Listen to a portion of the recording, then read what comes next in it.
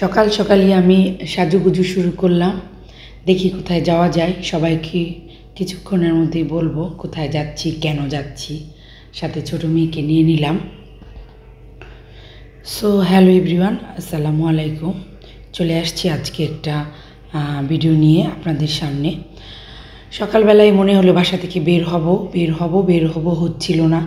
অনেক দিন যাবতই বের হওয়া হচ্ছিল না। আজকে সকাল হতে না হতেই চলে গেলাম। আমি আমার কলেজে চলে গেলাম। আসলে কি, আমরা সবাই মানুষ বড় হয়, কিন্তু মনটা কিন্তু বড় হয় না। এটা কিন্তু সত্য। আপনারা মানেন কি? আমি সেই ইন্টার ফার্স্ট ইয়ারে যখন ডিগ্রি কলেজে ভর্তি হয়েছিলাম, সেই কলেজে চলে আসছি, সোনারগাঁ ডিগ্রি কলেজ। ওই কলেজেই সকাল সকাল চলে আসছি। আমি ইন্টার পাস করার পরে আবার বিএসএসে ভর্তি হয়েছি। ফার্স্ট সেমিস্টার, সেকেন্ড সেমিস্টার পরীক্ষা দিয়েছি। এখন থার্ড সেমিস্টার বাকি আছে। ওটাও আগামী এই বছরের লাস্টের দিকেই হবে। সো দেখা হয়ে গেল। কী আর করা, আমি বড় হলেও এখন আমাদের সব তো আমার ফ্রেন্ডই হয়ে যায়। ফ্রেন্ডের সাথে দেখা হলো, তারা কলেজে আসছে, আমার জন্য সবাই অপেক্ষা করতেছিল। সবাই আমাকে পেয়ে তো খুব মহা খুশি। ভাইস চেয়ারম্যানকে পেলাম, শ্যামলী আপুকে পেলাম। আপু, তোমার ফোন দিয়ে তো তোমাকে পাওয়াই যায় না। আমিও সবার সাথে একটু ছবি তুললাম, মজা করলাম, কথা বললাম, কুশলাদি বিনিময় করলাম। সবাই খুব মজা পাচ্ছিল যে আপু, তোমার পেজটা আমরা সবসময় ফলো করি, তিন কন্যা পেজ, ভালো লাগে তোমার ভিডিওগুলো। আমরা সবাই বেশি বেশি করে তোমার ভিডিও পেতে চাই, দেখতে চাই। সবাই খুব উৎসাহ করে আমার সাথে ছবি তুলতেছিল। এই তো দেখুন, ভালোই লাগতেছিল। সবাই মিলে ফটো সেশন করতেছিলাম। ফটো সেশনে ছিল আমার মেজু কন্যা। ও সব ছবি তুলে দিল আমাদের। সবাই আমার একটু তিন কন্যাকে হাই হ্যালো দিয়ে দিল। তিন কন্যা পেজের শুভকামনা সবাই জানালো। তারপর কিছুক্ষণের মধ্যেই আমার নিজের হাতে আরেকটা মোবাইল ছিল, ওটা দিয়ে সেলফি ছবি তুললাম। কলেজটা পুরো দেখলাম একটু তাকিয়ে। মনটাতে শান্তি লাগলো। সকাল সকালে অনেক ভালো লাগলো। আরও অনেকেই আসে নাই আমার ক্লাসে যারা পড়ে। আমি আগেও একটা কথা বলছি, এখনও আবার বলি, মানুষ বড় হয় কিন্তু মনটা বড় হয় না। এটা আপনাদের মানতে হবে। সেজন্য আমার মনে হয় আমি অনেক বড় হয়েছি, কিন্তু আমার মনটা বড় হয় নাই। এই আর কি। এই তো আমাকে দেখে কলেজের দারোয়ান, বুয়া সবাই হাই হ্যালো করতেছিল। আপু, তোমার তো সেকেন্ড সেমিস্টারে রেজাল্ট দিল, মিষ্টি খাওয়ালা না? বললাম অবশ্যই খাওয়াবো তোমাদের। এখানে আমি আবার আমার রেজাল্টের একটা কপি তোলার জন্য হুজুর স্যারের কাছে চলে গেলাম। হুজুর স্যার তো বলতেছে, কি ভাইস চেয়ারম্যান, মিষ্টি খাওয়াবা না? সবার একই কথা, মিষ্টি মিষ্টি মিষ্টি। আরে ভাই, ফাইনালটা দিয়ে নেই, তারপর মিষ্টি খাওয়াবো। হুজুর স্যারের সাথে অনেকক্ষণ কথা বললাম, আরও দুই একটা বিষয় আলাপ করলাম। হুজুর স্যার অনেক মহাব্বত করে, অনেক ভালো একজন মানুষ, অনেক কলেজের পুরাতন একজন মানুষ। কলেজের অনেক আমার দেখা মতো উনি অনেক ভালো একজন মানুষ। সব কিছুতে আমাকে সহযোগিতা করে সেই ফার্স্ট থেকেই। তারপর চলে যাব আমরা প্রিন্সিপাল ম্যাডামের খোঁজ নিতে। শুনলাম প্রিন্সিপাল ম্যাডাম নাকি একটু অসুস্থ, পায়ে ব্যথা পাইছিল।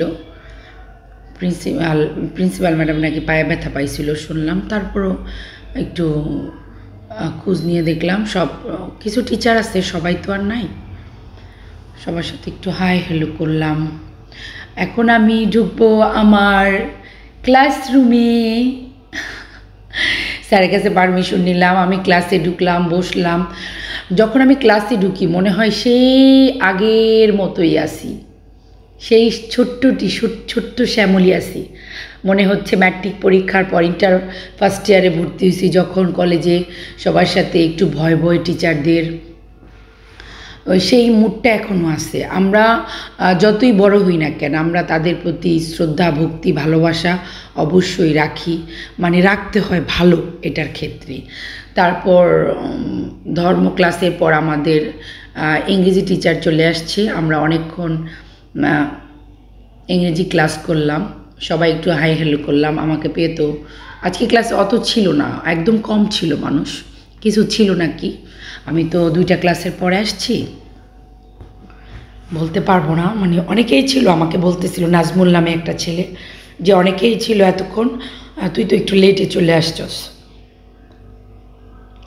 এখানে নাজমুল নামে আমার একটা কর্মী আছে, সে আমার নির্বাচনী অনেক কাজ করছে, সে খুব ভালো একজন ছেলে। আরেকটা আছে আমাকে রেজাল্ট ফোন দিয়ে রেজাল্ট দিছে আমারই। এখন আমি বয়সে বড় হলেও সবাই আমার ফ্রেন্ডই হয়ে যায়। এ ফাঁকে আরেকটা স্যার চলে আসছে আমাদের রেজাল্টের খোঁজখবর নেওয়ার জন্য, কে কেমন পাশ করলো, কে কেমন রেজাল্ট করলো, এই আর কি।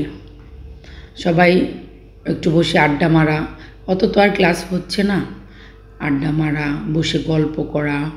তারপর চলে আসছে আমাদের ইংরেজি টিচার, উনি অমায়িক একজন ভালো মানুষ। উনি আমার পরীক্ষা যখন 3-4টা চলে যায়, তখন ওনার সাথে আমার পরিচয় হয়েছে। উনি নাকি এক জায়গায় প্রিজাইডিং অফিসার ছিল, তখন বলতেছে যে আমার কেন্দ্রেতে তুমি একদম ফার্স্ট ভোট পাইছো, মানে এত ভোট পাইছো। আমার নিজের কাছে ভোট গণার পরে অবাক লাগছে। আমি দোয়া করি তুমি ভবিষ্যতে আরও বড় হও। স্যার আমাকে ক্লাসের সবার মাঝখানে একটু দোয়া করে দিল যে আমি দোয়া করি তুমি অনেক অনেক বড় হও, কারণ তুমি অনেক পরিশ্রমী। কিন্তু শুধু ভাইস চেয়ারম্যানই করলে চলবে না, সামনে 7-8 মাস পরে আবার পরীক্ষা, সেভাবে প্রিপারেশন নিতে হবে, ভালো করে পড়তে হবে, সেদিকেও একটু খেয়াল রাখবা। তারপর স্যারে মানে ক্লাসের যে বিষয়টা আমরা পড়তেছিলাম ওই বিষয় অনেকক্ষণ ক্লাস করতেছিল, কিন্তু মাঝে মাঝে অনেকেই আবার বলতেছিল স্যার এখন যায় না কেন, স্যার এখন যাচ্ছে না কেন।